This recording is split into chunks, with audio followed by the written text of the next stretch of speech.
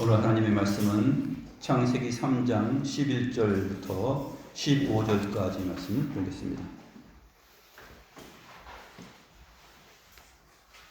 창세기 3장 11절부터 15절입니다.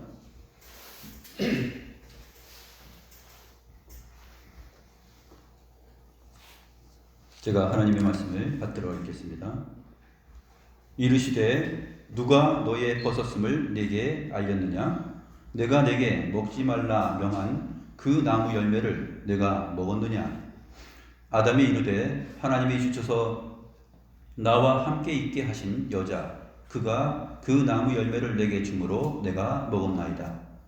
여호와 하나님이 여자에게 이르시되 내가 어찌하여 이렇게 하였느냐?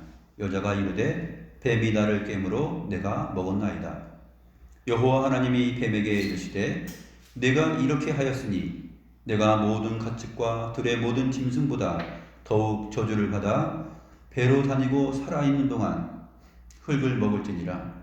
내가 너로 여자와 원수가 되게 하고 내 원수도 여자의 후손과 원수가 되게 하리니 여자의 후손은 내 머리를 상하게 할 것이요 너는 그의 발꿈치를 상하게 할 것이니라 하시고.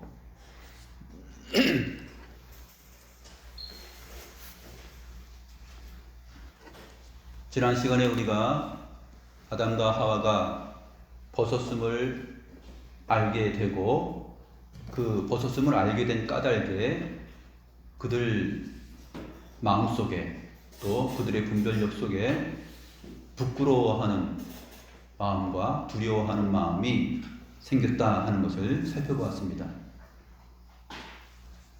하나님께서는 모든 것을 임의로 먹되 선악을 알게 하는 나무 그 열매를 먹으면 반드시 죽을 것이다 그랬습니다.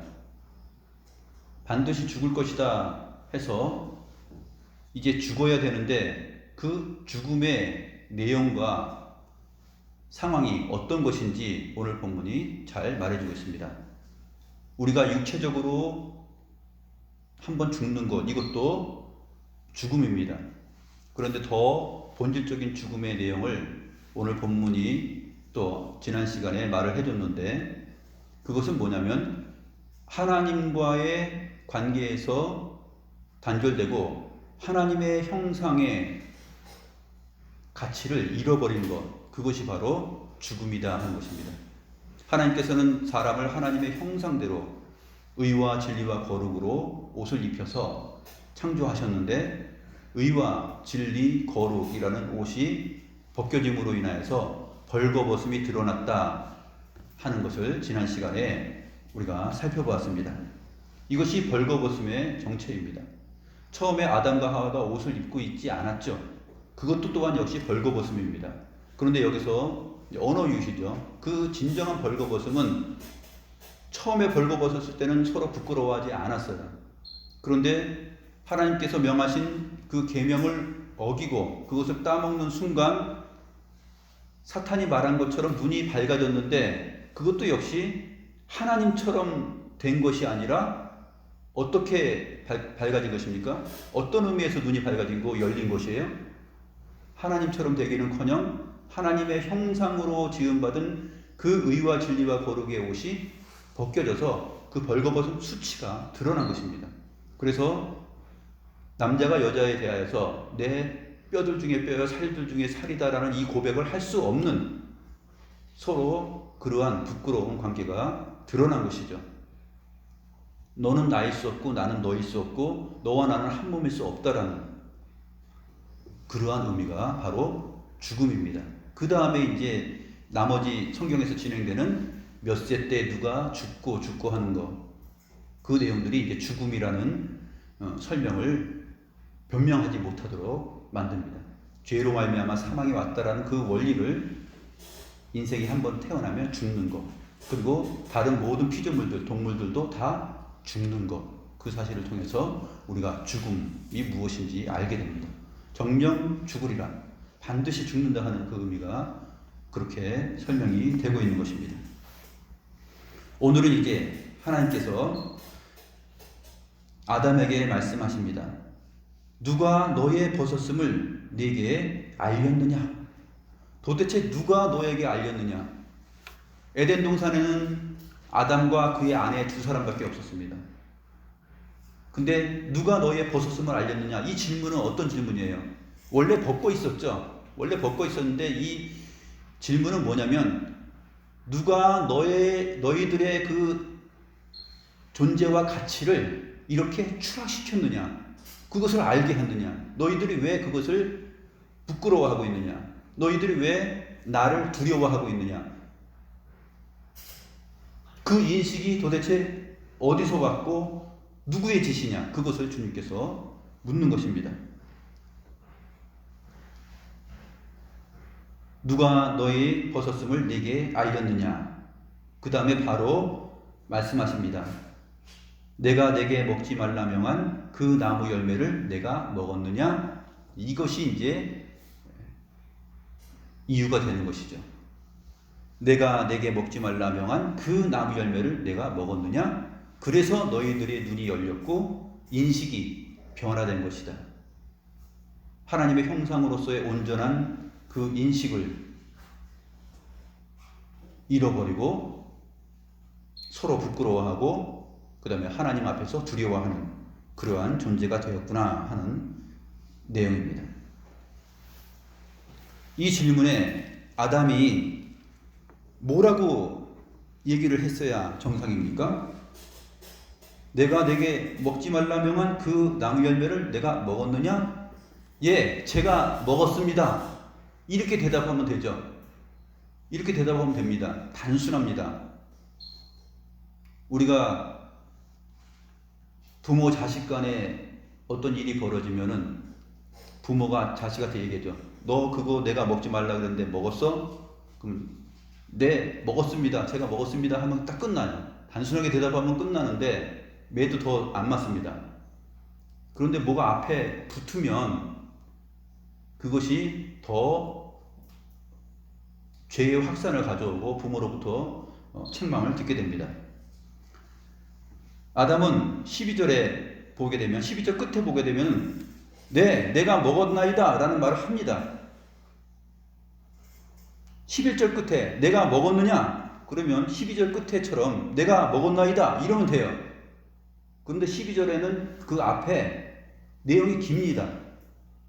아담이 이르되 하나님이 주셔서 나와 함께 있게 하신 여자 그가 그 나무 열매를 내게 주므로 내가 먹었나이다. 이 앞에 말을 사실 하지 않고 내가 먹었나이다 하면 돼요.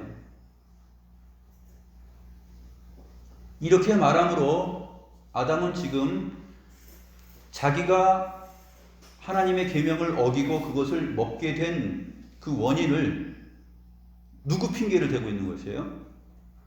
엄청난 죄입니다. 하나님께 핑계를 돌리고 있는 것이에요. 하나님께. 하나님이 주셔서 나와 함께 있게 하신 여자 그가 그 나무 열매를 내게 주므로 내가 먹었나이다. 두 대상을 언급하죠. 하나님을 언급하고 그 다음에 그 여자를 언급합니다. 그러니까 하나님 핑계대고 여자 핑계대고 그렇게 네, 제가 먹었습니다. 잘못했습니다. 제가 죽을 죄인입니다 하고 회개하면 되잖아요. 근데 죄 지은 사람의 특징은 이렇게 무섭게 나타납니다.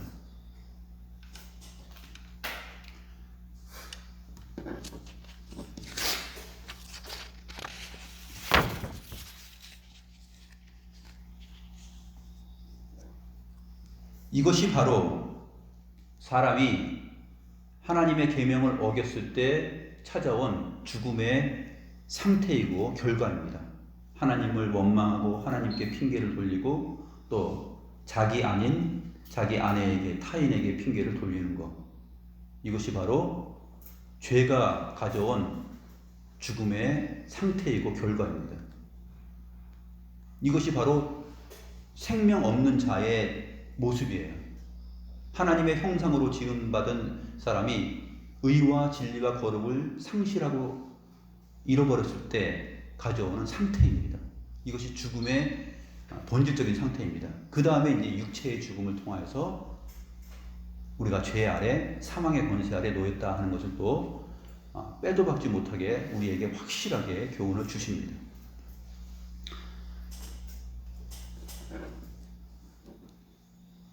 그러자 하나님께서 여자에게 묻습니다. 여자에게 내가 어찌하여 이렇게 하였느냐? 여자도 역시 뭐라고 대답하면 끝납니까? 네, 내가 먹었습니다. 이러면 돼요. 근데 여자도 역시 그 앞에 말을 붙입니다. 뱀이 나를 꿰물어 내가 먹었나이다. 이 말은 지금 짧게 성경이 기록하였지만 위에 아담이 말한 것을 근거해서 보게 되면 어떻게 되는 것이에요? 괄호 열고 추가 말이 더 붙는 것입니다. 여기에 추가될 수 있는 말을 고르세요. 주관식 문제가 나오면 이런 것입니다.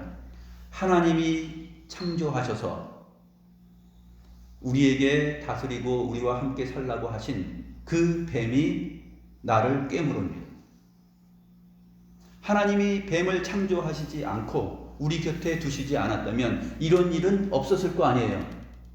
그러니까 원인은 창조주 하나님께 있고 창조주 하나님이 만든 뱀에게 있습니다. 여기서도 두 대상이 언급이 되는 것이죠. 아담이 말한 것처럼 그 긴 부분이 생략되어 있지만 뱀이 나를 깨물어라는 말 속에 이 여자 역시 하나님께서 창조하신 그 뱀이 나를 꿰물어라고 말하고 있는 것입니다.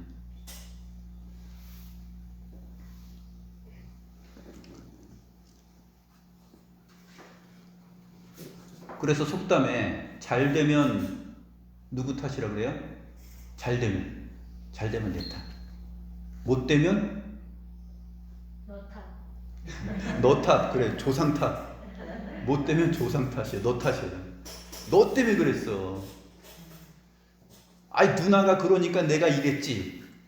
이들아, 네가 그렇게 했기 때문에 내가 이렇게 해서 엄마 아빠한테 혼나잖아. 이 핑계 대는 거 있죠? 있을 거예요. 우리 착 없나? 착해서? 있어요. 있대요. 맞아요. 그러잖아요. 그래서 항상 이렇게 핑계를 댑니다.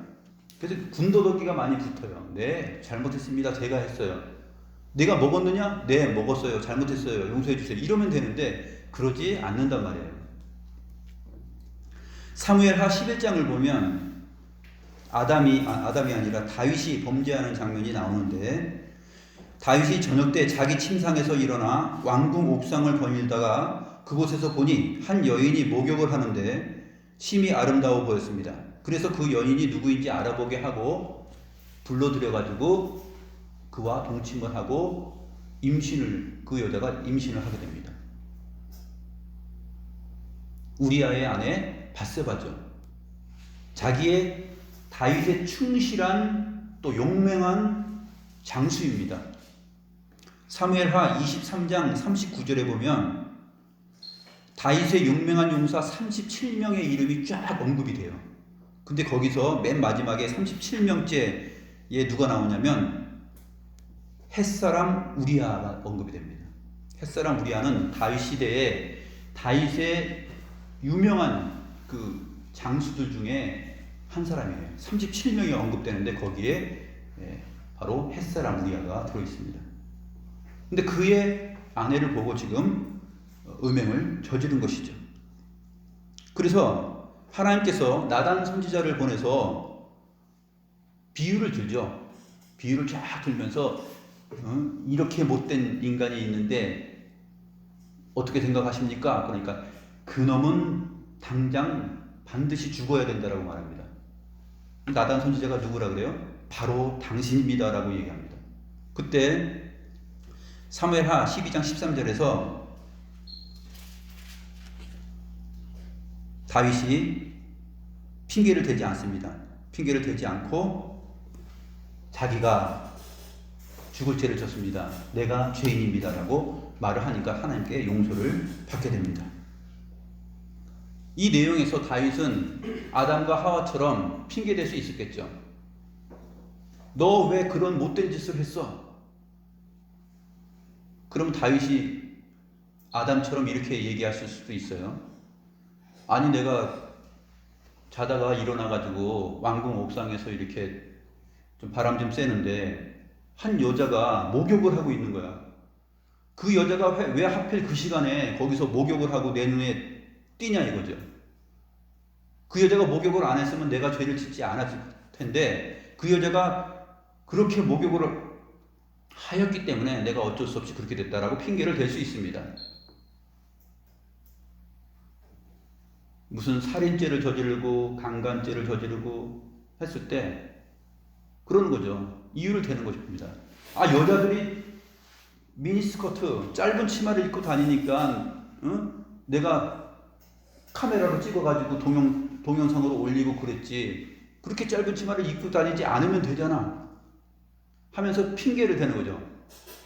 죄를 저지른 자가 당사자인데 항상 남의 탓을 하는 것입니다. 하나님의 율법이 그러한 것을 볼 때 음욕을 품지 말라 그러면 음욕 품지 않으면 돼요. 못된 짓 하지 말라 그러면 못된 짓 하지 않으면 됩니다. 근데 잡혔어요. 잡힌 다음에 물어요. 뭐 전철에서 또 뭐 에스컬레이터 타고 올라가는 데서 몰래 찍었어요. 여자들이 그렇게 안 하면 남자들이 범죄하겠습니까? 이렇게 말하는 것이 뻔뻔한 죄인들의 핑계입니다. 아담과 하와가 지금 그렇게 하나님 탓을 하고 또 남 탓을 하고 있는 것입니다. 이것이 바로 하나님의 형상을 잃어버린 죄인들에게서 나오는 끊임없는 죄의 양상들, 또 심령의 상태입니다. 그래서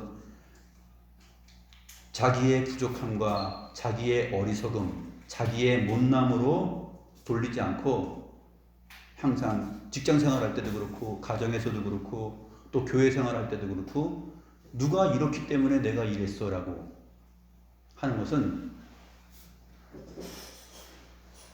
죄가 가져온 못된 결과입니다.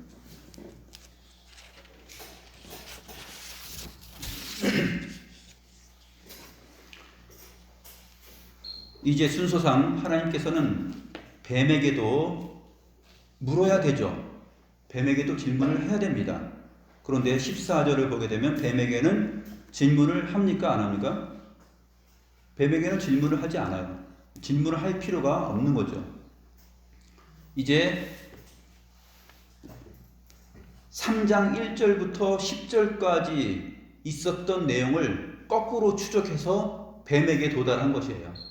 그렇죠? 3장 1절부터 10절까지의 내용은 뱀으로 출발해서 여자가 범죄하고 또 남자가 아담이 범죄하여서 두려움과 부끄러움이 생긴 그 상태를 말하고 있는데 11절부터 15절 오늘 본문의 내용은 거꾸로 진행됩니다. 아담에게서 출발해서 여자에게로 올라가고 여자에게서 뱀에게로 거슬러 올라가서 결국 뱀에게는 질문을 하지 않고 너지 하고 그냥 뱀에게 저주를 내리는 내용으로 진행됩니다. 14절 말씀 보겠습니다. 여호와 하나님이 뱀에게 이르시되 내가 이렇게 하였으니 내가 모든 가축과 들의 모든 짐승보다 더욱 저주를 받아 배로 다니고 살아있는 동안 흙을 먹을지니라. 뱀을 보게 되면 뱀은 손발이 없죠. 미끈합니다. 그러면서 뭐로 다녀요? 배로 기어다니죠. 그러면 이 저주를 받기 전에 뱀은 손과 발이 있어서 서서도 걸어 다녔을까요? 그렇지 않습니다. 원래 뱀은 하나님께서 창조하셨을 때 배로 기어다니게 만들었어요. 그런데 이 뱀의 상태를 사람들이 보면 무엇을 알라고 하는 거냐면 하나님께로부터 저주를 받은 그 사탄의 상태가 어떤지를 우리로 하여금 실물 교육, 생생하게 기억할 수 있고 잊혀지지 않도록 하기 위해서 이 뱀이 이렇게 쓰임을 받는 것입니다. 원래 하나님께서는 뱀을 그렇게 배로 기어다니면서 티끌을 핥아 먹는 그러한 존재로 삼았습니다. 그런데 요즘은 뱀이 티끌만 먹습니까? 아니에요. 개구리 잡아먹죠. 또 새도 잡아먹죠. 뭐 쥐도 뭐도 잡아먹어? 사람 잡아먹는 거지. 그러니까 사람도 잡아먹죠. 근데 이렇게 다른 동물들을 하나님께서 지은 다른 동물들을 잡아먹게 된 이유가 뭐냐면 사람이 범죄하여서 타락한 결과에서 오는 피조물들의 원상태의 파괴예요. 사람이 범죄하고 타락함으로 인하여서 하나님께서 주신 이 군대들, 이 봉사자들이 전부 다 함께 타락의 결과를 가져왔습니다. 그래서 동물들도 다 죽게 되는 거예요. 그리고 서로 약육강식, 서로 잡아먹고 잡아먹히는 일이 생긴 것입니다. 지금 아담과 하와 사이에 생긴 것이 무엇입니까? 서로 핑계대고 서로 잡아먹고 잡아먹히는 그러한 그 이질적인 마음이 생긴 거잖아요. 그것이 바로 죽음의 상태입니다. 근데 피조물에게도 다 그것이 온 것이에요. 하나님께서는 이 뱀에게 있는 이 특징을 그대로 쓰셔서 지금 누구를 겨냥한 것이냐면 뱀 배후에 있는 그 사탄을 겨냥해서 사탄이 받게 되는 그 운명과 그 저주의 내용에 대하여서 지금 뱀을 통해서 설명을 하고 있는 것입니다. 말하는 뱀이 나타났을 때 하나님께서 뱀을 말하는 뱀으로 만들지 않으셨잖아요. 뱀이 말을 하게 되면 어떻게 되는 것입니까? 그 배후에 누군가 있다라는 것이 지금 짐작되는 것이죠. 영적인 존재입니다. 영적인 존재 누군가가 거기에 지금 스며 있고 배후에 조종을 지금 하고 있다는 얘기예요. 뱀은 그래서 이 마귀는 거짓의 아비라 그랬잖아요. 거짓의 아비. 처음부터 살인한 자요. 하나님이 말씀한 것으로 말하지 않고 자기 것으로 말한다 그랬어요. 요한복음 8장에 그렇게 기록되어 있죠. 그래서 사기치고 사람 사이를 이간시키고 또 죄를 범하게 하고 하는 그러한 못된 사람들의 특징이 무엇이냐면 항상 배후에서 역할을 해요. 자기가 절대 드러나지 않아요. 이 사탄처럼 마귀처럼 드러나지 않습니다. 얼마나 교활하고 교모한지 몰라요. 자기가 절대 전면에 나서지 않아요. 항상 하수인을 잡습니다. 가장 적절한 사람이 누굴까? 이 사람을 통해서 이것을 진행하면 그 다음 단계, 그 다음 돌을 놓을 수 있고 그 다음 돌이 진행되면은 결국 파괴된다. 그래서 항상 하수인, 적절한 사람을 딱 선택을 해서 그 사람을 배후에서 조정합니다. 이랬어 저랬어. 정말 먹지 말라 하더냐? 다 먹지 말라 그랬어? 하면서 말의 순서를 바뀌고 그 다음에 때로는 생략하고 때로는 보태서 그렇게 해가지고 그 하수인을 공략을 해가지고 그 사람으로 하여금 그것이 확산되고 퍼지도록 만듭니다. 사탄이 바로 그렇기 때문에 거짓의 아비예요. 하나님께서 뱀에게 저주를 이렇게 내리시는 것은 바로 그 배후에 누가 뱀에게 말을 하는 권세를 말을 하게 하는 그러한 지혜를 줬는지 하나님이 아시기 때문에 그래요. 그래서 하나님은 뱀에게 저주를 내림으로 인해서 그것이 사탄에게 내려진 저주라는 것을 우리로 하여금 알게 하는 것입니다. 그리고 그것을 그 사탄이 받은 그 저주의 그 의미가 하나님 앞에서 완전하게 패하였다. 그 꾀가 성공하지 못하고 완전하게 실패했고 너는 완전히 저주를 받아서 굴욕과 수치를 맞이할 수밖에 없는 운명이 되었다 하는 것을 뱀이 배로 기어다니면서 티끌을 핥는 그 모습을 통해서 설명을 하는 것이에요. 근데 이 모습은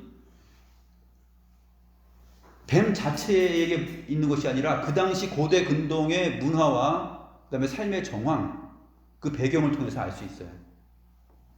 고대 근동의 그 삶의 정황과 내용은 어떠냐면 한 나라와 한 나라가 싸워요. 두 나라가 싸울 때 싸워가지고 한쪽이 패하였어요. 그러면 패한 쪽 왕이 승리한 쪽 왕 앞에서 납작 엎드립니다. 바닥에 납작 엎드려서 특별히 이스라엘 팔레스타인 지역은 광야가 많으니까 거기에 뱀이 기어다니고 그러니까 티끌을 핥으면서 그 앞에 가서 배로 기어가는 거예요.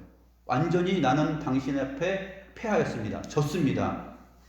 하면서 그 굴욕과 수치를 당합니다. 배로 기어가는 거예요. 그 앞에 승리한 왕에게로. 그래서 티끌을 핥으면서 가는 거예요.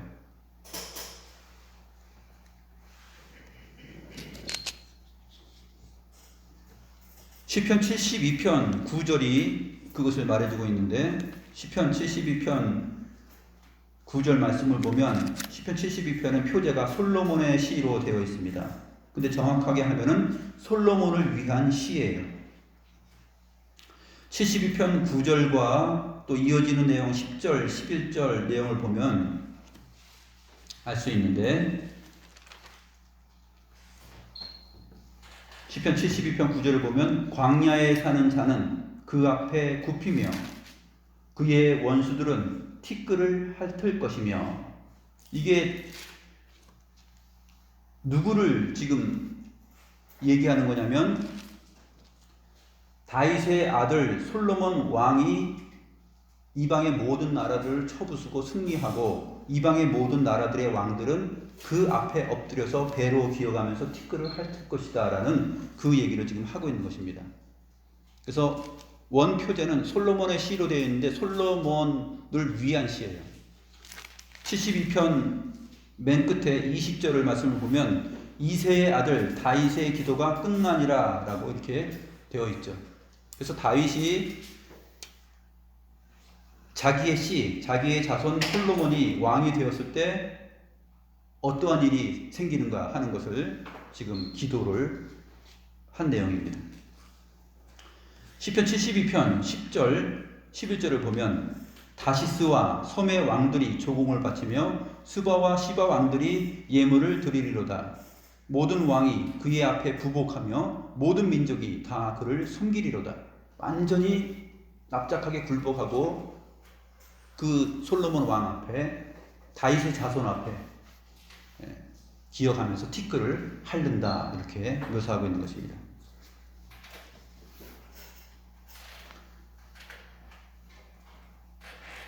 이 솔로몬을 위한 기도는 결국 다윗의 자손으로 오시는 진정한 평강의 왕 예수 그리스도 안에서 모든 민족과 나라가 그 발 아래 엎드려 굴복하게 될 것이다 라는 내용으로 결론이 납니다.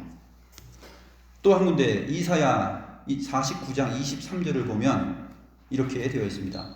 왕들은 내 양부가 되며 왕비들은 내 유모가 될 것이며 그들이 얼굴을 땅에 대고 내게 절하고 내 발에 티끌을 핥을 것이니 내가 나를 여호와인 줄 알리라. 이것도 역시 이스라엘을 공격하고 이스라엘을 물어뜯고 상하게 하는 그러한 원수, 그 세력들이 결국 하나님의 나라 앞에 패하여서 왕들은 내 양부가 되며 왕비들은 내 유모가 될 것이다. 그리고 얼굴을 땅에 대고 내게 절하고 내 발에 티끌을 핥을 것이다. 이렇게 표현하고 있습니다. 이게 저주죠. 뱀은 배로 기어다니면서 평생토록 티끌을 핥을 것이다 하는 말의 의미입니다. 미가서 7장 17절도 그렇습니다. 그들이 뱀처럼 티끌을 핥으며 땅에 기는 벌레처럼 떨며 그 좁은 구멍에서 나와서 두려워하며 우리 하나님 여호와께로 돌아와서 주로 말미암아 두려워하리이다. 그래서 그들이 뱀처럼 티끌을 핥으며 땅에 기는 벌레처럼 그 좁은 구멍에서 나와서 두려워할 것이다 라는 하나님의 심판에 따르는 저주와 그 패배의 상태, 그것을 묘사하고 있습니다.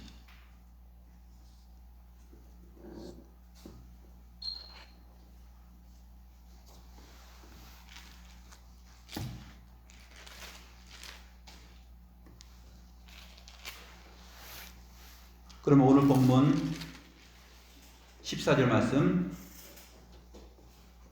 내가 모든 가축과 들의 모든 짐승보다 더욱 저주를 받아 배로 다니고 살아있는 동안 흙을 먹을지니라 라는 의미가 어떤 의미인지 우리가 파악을 했습니다. 그 다음에 15절 말씀 보겠습니다. 내가 너로 여자와 원수가 되게 하고 내 후손도 여자의 후손과 원수가 되게 하리니 여자의 후손은 내 머리를 상하게 할 것이요 너는 그의 발꿈치를 상하게 할 것이니라 하면서 하나님께서 첫 복음을 시작합니다. 창세기 3장 15절을 우리는 신학적으로 원시 복음이다 이렇게 얘기합니다. 첫 복음이다. 왜냐하면 그 안에 예수 그리스도로 말미암는 하나님 나라와 또 하나님의 승리, 그리스도로 말미암는 구속과 구원의 은혜가 다 여기 들어있기 때문에 그렇습니다. 이 한 절에 다 들어있습니다. 이 창세기 3장 15절을 근거로 하여서 이제 인류 역사가 시작되고 종결될 것입니다. 이것 때문에 역사가 펼쳐진 거예요. 내가 너로 여자와 원수가 되게 하고 네 후손도 여자의 후손과 원수가 되게 하리니 여자의 후손은 내 머리를 상하게 할 것이요 너는 그의 발꿈치를 상하게 할 것이다. 지금 이제 뱀에게 하는 말이죠. 뱀에게 하는 말이지만 하나님은 지금 그 배후에 있는 사탄에게 지금 하고 있는 말입니다. 그러나 실제 대상은 뱀이죠. 대상은 분명히 뱀입니다.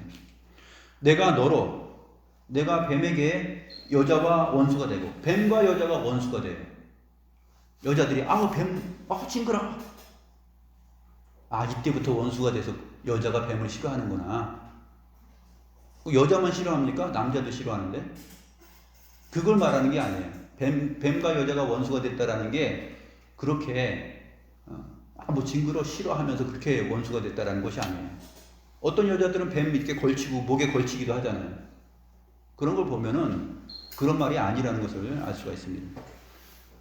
하나님의 말씀은 이제 뱀과 여자가 원수가 되게 합니다. 그 다음에 또 한 가지는 뱀의 후손과 여자의 후손이 또 원수가 되게 해요. 언제까지 이렇게 원수가 되게 할까? 자세히 보게 되면 이제 그 뱀의 정체가 무엇인지까지 다 드러나는데 여자의 후손은 네 머리를 상하게 할 것이요 했을 때는 이건 여자를 유혹한 뱀이죠. 여자의 후손이 너 머리 지금 이 창세기 3장에 나오는 뱀이에요. 그 뱀의 머리를 상하게 할 것이요. 그 다음에 너 뱀은 그의 발꿈치를 상하게 할 것이니라.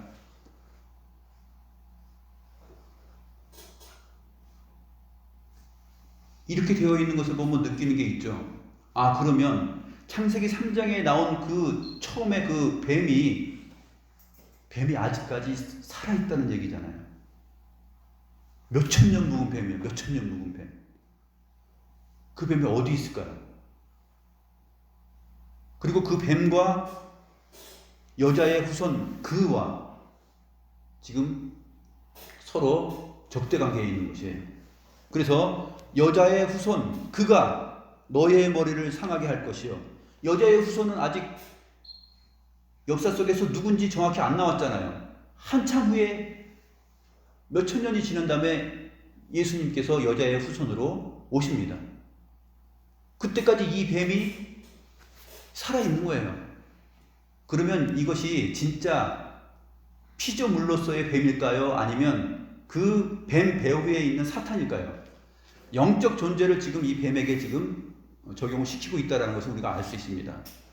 너와 여자의 후손, 이 여자의 후손이 궁극적으로 그리스도라면 그리스도가 여자의 후손으로 육체로 사람으로 오시는 때에 그때까지 걸린 시간이 몇 년입니까?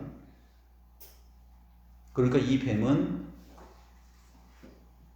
그 배후에 있는 사탄을 대표하고 있다 하는 것을 우리가 알 수 있는 것이죠.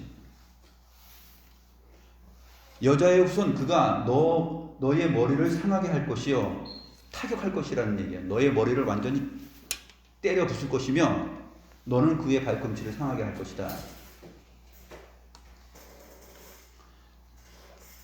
이 말씀을 하고 있는 것입니다. 그래서 단지 미물에 불과한 뱀과 여자가 원수가 된다는 것이 아니고 미물에 불과한 뱀과 또 여자의 후손들이 여자들이 원수가 된다 그런 얘기도 아닙니다. 지금 그리스도와 사탄과의 지금 관계를 설명해주고 있는 것이에요. 이 뱀이 처음에 창조될 때부터 티끌을 핥았음을 어디서 알 수 있냐면 이사야 65장 25절 말씀을 통해서 알 수 있습니다. 이사야 65장 25절 말씀을 보면 이리와 양이 함께 먹을 것이며 사자가 소처럼 짚을 먹을 것이며 뱀은 흙을 양식으로 삼을 것이니, 여기서 흙은 티끌, 아파르 그 단어입니다. 뱀은 흙을 양식으로 삼을 것이니 나의 성산에서 해함도 없겠고 상함도 없으리라 여호와께서 말씀하시니라. 이 내용은 이사야 65장 17절부터 시작된 내용이 그 이유입니다.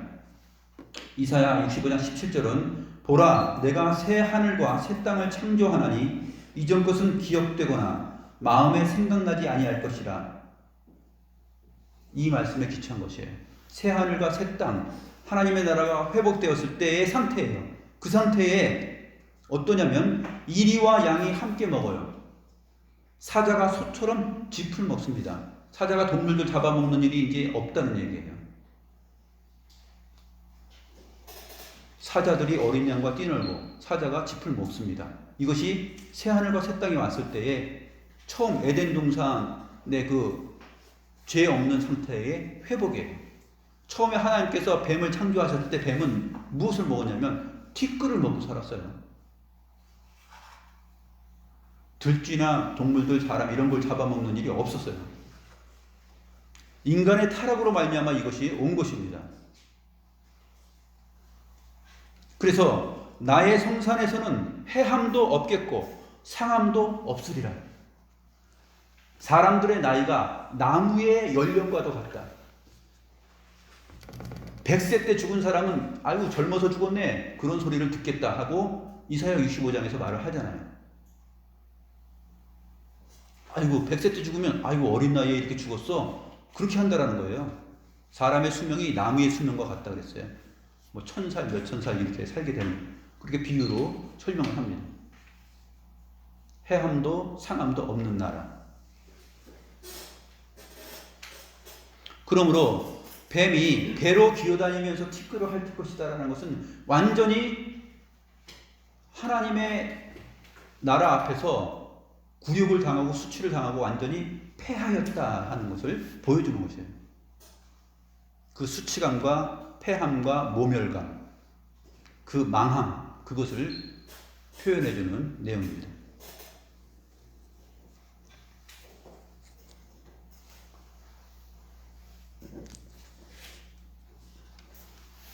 그렇다면 우리가 이제 창세기 3장 15절에 있는 여자의 후손과 뱀의 후손, 그리고 이 두 관계가 어떻게 역사 속에서 또 신약 성경 안에서 표현되고 있는지 살펴보도록 하겠습니다. 먼저 마태복음 1장 16절 그 말씀을 보겠습니다. 여자의 후손에 대한 설명인데, 마태복음 1장 16절을 보게 되면, 마태복음 1장은 예수 그리스도의 계보가 설명되죠. 아브라함과 다윗의 자손 예수 그리스도의 족보다라고 시작하면서 쭉 설명이 됩니다. 그리고 맨 마지막에 가서 1장 16절에서 마리아에게서 그리스도라 칭하는 예수가 나니라 하면서 남자에게서 났다 그러지 않고 여자에게서 난 것을 말합니다. 마리아, 여자 마리아에게서 그리스도라 칭하는 예수가 나니라 하고 그 예수 그리스도의 나심은 이러하니라가 맞춰집니다. 이게 바로 여자의 후손에 대한 복음서의 증거예요.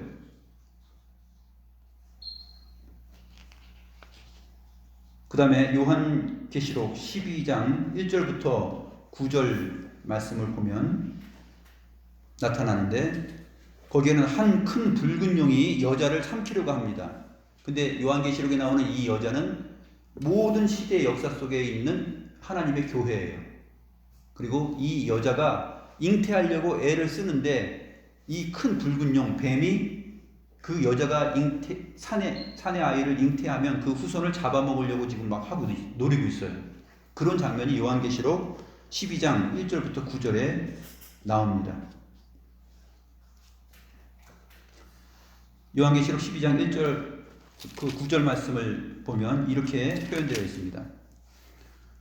큰 용이 내쫓기니 옛뱀 어떤 뱀이죠? 창세기 3장에 있는 뱀이에요. 옛뱀 곧 마귀라고도 하고 사탄이라고도 하며 온 천하를 꿰는 자라. 그가 땅으로 내쫓기니 그의 사자들도 그와 함께 내쫓기니라. 이렇게 표현한 것입니다. 요한계시록 12장 5절을 보면 여자가 아들을 낳으니 이는 장차 철장으로 만국을 다스릴 남자라. 그 아이를 하나님 앞과 그 보좌 앞으로 올려가더라.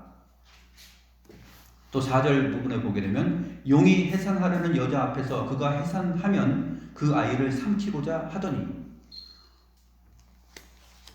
이러한 뱀의 후손과 여자의 후손 사이에서의 이 긴장감이 역사 속에서 계속 이렇게 흘러간 것입니다.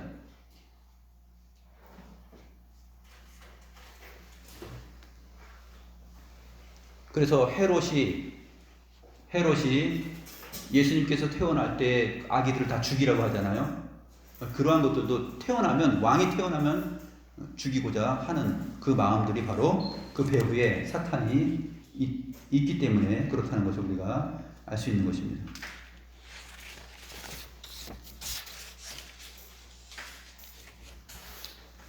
이제 뱀의 후손의 정체에 대해서 우리가 복음서의 내용을 통해서 살펴보겠습니다.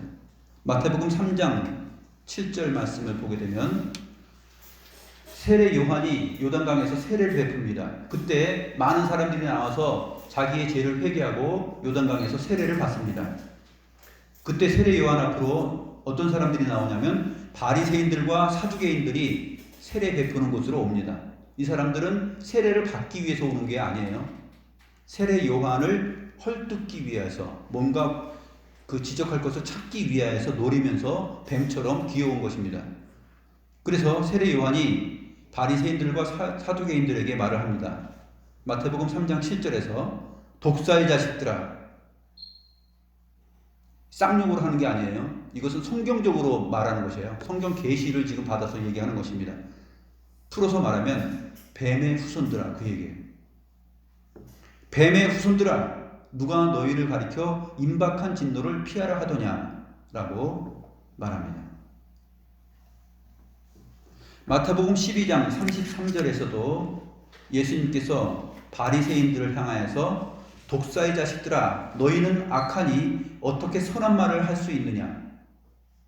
뱀이 선한 말을 하지 않고 꾀고 악한 말을 한 것처럼 독사의 자식들아, 뱀의 후손들아, 너희는 악하니 어떻게 선한 말을 할 수 있느냐. 이는 마음에 가득한 것을 입으로 말합니다. 예수님께서 병자들을 고치시고 이적을 베푸니까 바리새인들이 뭐라 그랬어요? 이 사람이 귀신의 왕 바알세부를 힘입어서 귀신을 내쫓는다, 이렇게 말을 한 거죠. 그래서 예수님께서 바리새인들을 향해서 독사의 자식들아 라고 표현하는 것입니다. 뱀의 후손. 지금 뱀의 후손들과 예수님께서 원수가 되는 것이에요. 여자의 후손이. 그래서 예수님을 죽이려고 합니다. 항상 바리새인들과 사두개인들, 장로들과 유대인들이 예수님을 죽이려고 항상 의논하죠.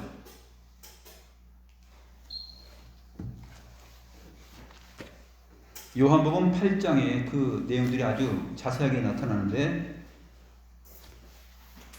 요한복음 8장 44절 말씀을 보게 되면 너희는 너희 아비 마귀에게서 났으니,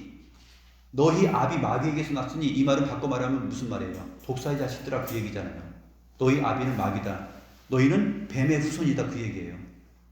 이거 뱀이라는 말을 하지 않고 마귀라고 정체를 밝히잖아요. 너희는 너희 아비 마귀에게서 났으니 너희 아비의 욕심대로 너희도 행하고자 하느니라.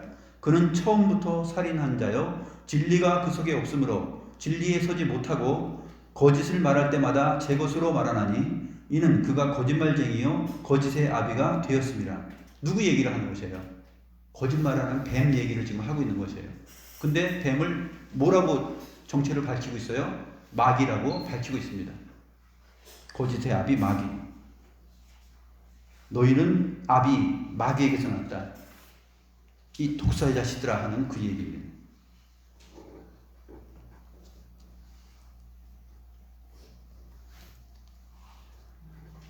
그래서 요한복음 8장 37절에도 보면 예수님이 이렇게 말합니다. 나도 너희가 아브라함의 자손인 줄 아노라. 혈통적으로는 아브라함 자손이죠. 그러나 내 말이 너희 안에 있을 곳이 없으므로 나를 죽이려 하는도다. 뱀의 후손이 여자의 후손을 지금 죽이려고 하는 거죠. 8장 40절도 지금 하나님께 들은 진리를 너희에게 말한 사람이 나를 죽이려 하는도다. 아브라함은 이렇게 하지 아니하였느니라 라고 말을 하는 가운데 44절의 말씀을 하는 것입니다. 너희는 너희 아비 마귀에게서 났으니 너희 아비의 욕심대로 너희도 행하고자 하느니라.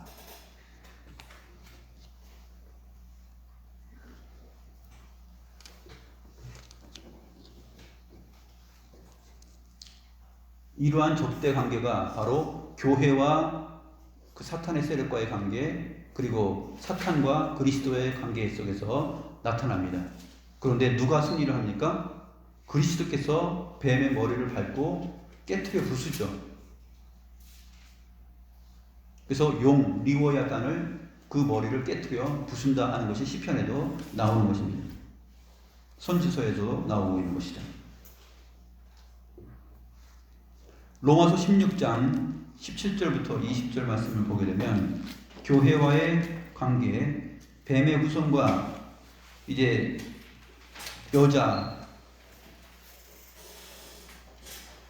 여자의 관계, 뱀과 여자의 관계가 나옵니다. 로마서 16장 20절 말씀 보면 평강의 하나님께서 속히 사탄을 너희 발 아래에서 상하게 하시리라. 사탄을 너희 발 아래에서 상하게 하시리라. 우리가 무슨 권세가 있어서 짓밟고 그 사망의 권세를 이기는 것이 아니에요. 죄의 권세를 우리가 밟고 이기는 것이 아니라 그리스도로 말미암아 얻는 것이에요. 그리스도로 말미암아 획득된 것입니다. 이것이 대우리 문답에 오늘 말씀하신 내용이죠.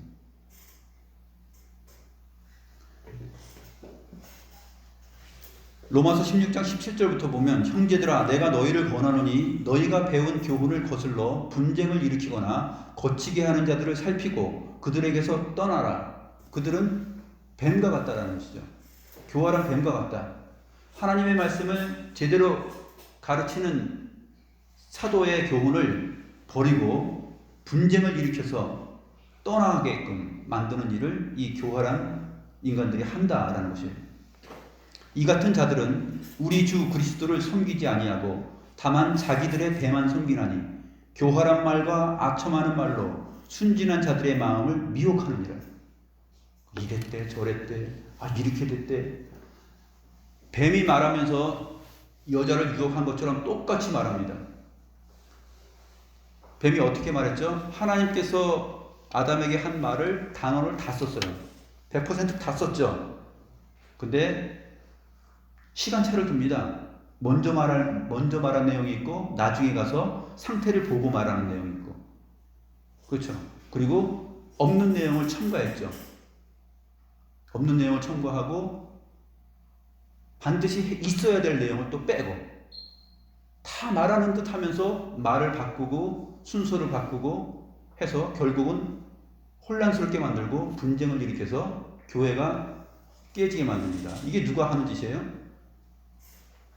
바로 이 같은 자들이 바로 그리스도를 섬기지 않고 자기 자신을 섬기는 자들이에요. 자기 자신의 유익과 자기 자신의 감정과 자기 자신의 생각과 자기 자신을 위해서 지금 이 짓을 한다. 형제들아 너희를 권하노니 이러한 사람들을 조심하라. 그들은 자기들의 배만 섬기나니 교활한 말과 아첨하는 말로 순진한 자들의 마음을 미혹한다. 너희의 순종함이 모든 사람에게 들리는지라. 그러므로 내가 너희로 말미암아 기뻐하노라. 너희가 선한 데 지혜롭고 악한 데 미련하기를 원하노라.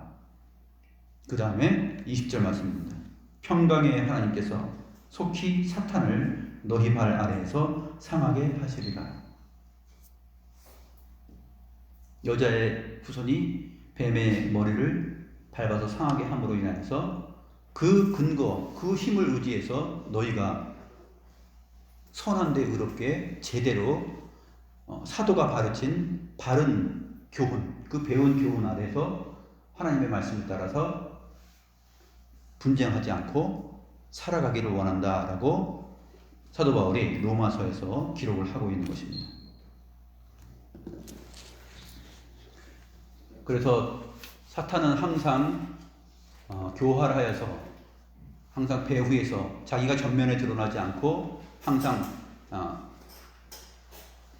상대를 무너뜨릴 때 내가 누구를 통해서 어떤 하수인을 통해서 먼저 촉발시키고 그 다음에 그것이 물꼬가 터져서 이렇게 그 말이 이렇게 전달되고 저렇게 전달되어서 그것이 효과를 볼 것인가를 계산하여서 아주 교활하게 교회 안에서 자기의 일을 자기의 역할을 한다 하는 것을 우리가 명심하고 항상 이렇게 교활한 말과 아첨하는 말 그리고 순진한 자들의 마음을 미혹하는 이러한 것들로부터 벗어나기 위해서 주께 지혜를 구하고 기도하고 항상 분별력을 잃지 않고 살아가야 됩니다. 하나님의 말씀이 무엇을 원하는지 또 교회를 이루는 삶이 어떤 것인지 진지하게 생각하면서 우리가 살아야 할 것입니다. 기도하겠습니다.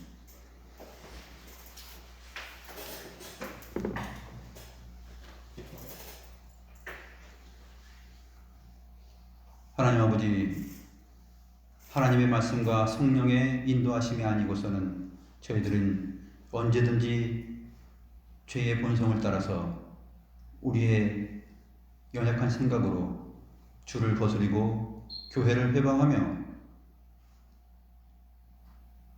교회 가운데 분쟁을 일으킬 수 있는 그러한 소지가 다분히 있는 자들이 없나이다. 하나님께서 말씀하신 참된 교훈의 내용들을 항상 읽고 묵상하고 그것을 늘 생각하여서 지혜 없는 자가 되지 않고 지혜 있는 자가 되게 하여 주시옵소서.